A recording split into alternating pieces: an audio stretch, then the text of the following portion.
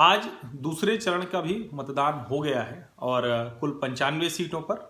लेकिन अगर उत्तर प्रदेश की बात करें तो पहले चरण में 8 और इस चरण में भी 8, 16 सीटों पर प्रत्याशी जो भी जीत कर संसद पहुंचेंगे उनका फैसला हो चुका है। वो ईवीएम में मतदाताओं ने बटन दबा दिया है, वीवीपैट में पर्ची भी चली गई है। अगर मिलाना हो चुकी, सुप्रीम कोर्ट में विपक्षी दल गए थे और बड़ा शंका भी जाहिर हो रही थी तो कहीं से भी रैंडम होगा।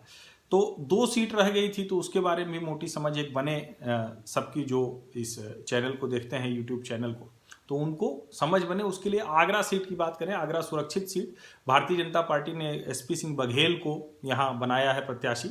और एसपी सिंह बघेल मंत्री हैं सरकार में।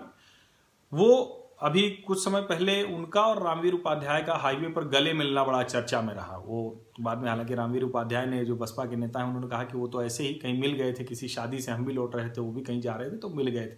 लेकिन उसके बड़े निहितार्थ निकाले जा रहे हैं कि क्या रामवीर उपाध्याय वहाँ बघेल के पक्ष में मतदान कराएंगे। वैसे भी ब्राह्मण, राजपूत और बघेल, इस तरह से इन लोगों की संख्या बहुत है, तो वो एक बड़ा होगा। और भारतीय जनता पार्टी की कोशिश वही है, क्योंकि सुरक्षित सीट है तो भाजपा को थोड़ा सा फायदा मिल जाता है ज़्यादातर, इसीलिए सुरक्षित सीटों से उसी के सांसद चुनकर पहुंचते हैं। तो उसको फायदा ये मिल जाता है कि जो दलितों का वोट होता है वो अलग अलग जाता है और उसको पूरा का पूरा सवर्ण के साथ हो। तो यहाँ भी गैर यादव, पिछड़े और गैर जाटव, दलित। अच्छा, गठबंधन ने यहाँ से सैनी को प्रत्याशी बनाया है, तो वो भी वही कोशिश होगी कि जो गैर जाटों के अलावा भी दूसरे मत मिलें उसको। और पिछले बार यहाँ पर करीब 59% मत पड़ा था, 10,70,000 से ज़्यादा, और इसमें से भारतीय जनता पार्टी के प्रत्याशी को 55% से ज़्यादा मत मिल गया था। तो इसी वजह से यहाँ जो मत था वो करीब 6,05,83,000 से ज़्यादा, और जो अंतर था वो भी जो है वो करीब मोटा मोटा अगर कहें तो 3 लाख मतों से ज़्यादा के अंतर से रामशंकर कठेरिया जीते वो 2009 में थे, लेकिन छोटे मार्जिन से। 2014 में मोदी का नाम लग गया, मोदी लहर लग गई, तो बड़े मार्जिन से जीत गए। हालांकि इस सीट पर पहले भी भारतीय जनता पार्टी, वही जो मैंने बताया था कि ये जो 8 सीटें हैं वो राम मंदिर आंदोलन के बाद जो जिन सीटों पर भाजपा का प्रभाव बढ़ा है उनमें से हैं।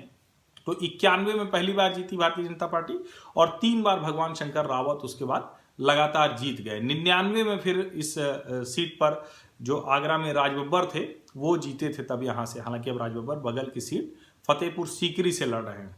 तो ये कुल मिला के स्थिति है। और ओवरऑल कहें कि क्या है, तो करीब 82% हिंदू हैं और 15% मुसलमान हैं।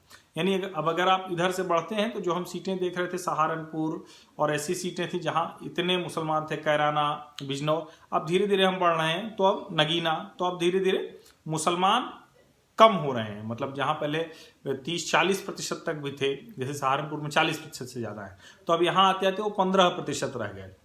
तो ये भी सब समीकरण है जो काम करेगा।